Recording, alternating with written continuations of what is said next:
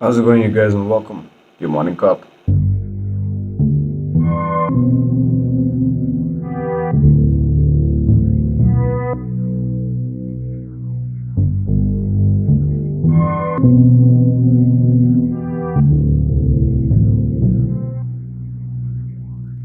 We started off with terrible news coming out of the Congo. There's been a drastic terror attack in the Congo said to be led by the rebels. There have been dozens of deaths and even certain decapitations to send a message. Terror organizations in these regions have been running rampant, as a matter of fact, have been scaling up their movement and their activities, and the United Nations needs to get involved rather quickly. We move on to Brazil, and an all new variant of the coronavirus has emerged in Brazil, and everyone across the globe is freaking out because now there are variants in 4 different countries. And a country that somehow manages to get all 4, like Japan currently has 3 of the 4 variants, it's going to be devastating for the people of Japan to deal with. Now, amongst these fears of the new coronavirus variant being found in Brazil, United Kingdom has already suspended all forms of travel from Brazil. And the Brazilian government still has to put out an official statement regarding the new strain and what it intends on doing after it already sent a few planes to India to receive and bring back some vaccines.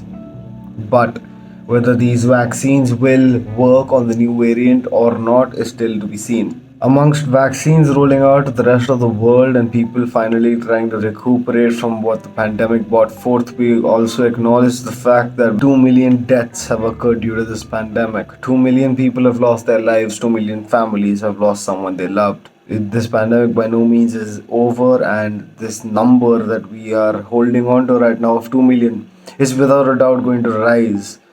To what extent and to what level is still anyone's guess. We move on to the United States, and amongst Donald Trump's 4 days in presidency, we also understand the fact that now he is putting a final tinge of sanctions.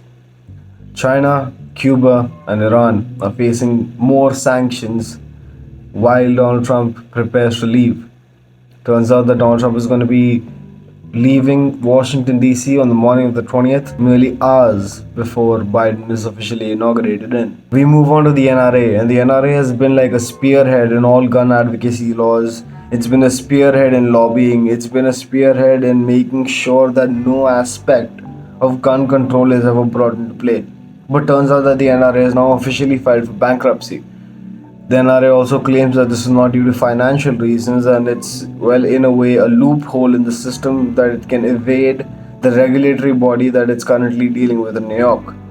Also, the NRA has faced numerous lawsuits, including ones that have openly requested its complete dissolving. The NRA by no means is giving up, the NRA by no means is laying down its weapons, if you will.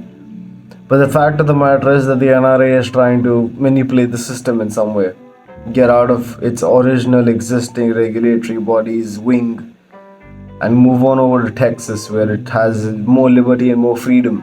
We move on to the final story of the day, and the final story of the day is about WhatsApp. Now, WhatsApp has faced tremendous backlash since it put out its new policy dictating it's going to be sharing a lot of its data with Facebook and all of its subsidiaries. But amongst rapid backlash, well, almost 47% of everyone who polled said that they would leave WhatsApp, and a significant rise in the use of Telegram and Signal, leading to Signal even crashing, clearly dictates that people are not going to just willingly let go of their privacy and adhere to the needs that WhatsApp claims that it has to do.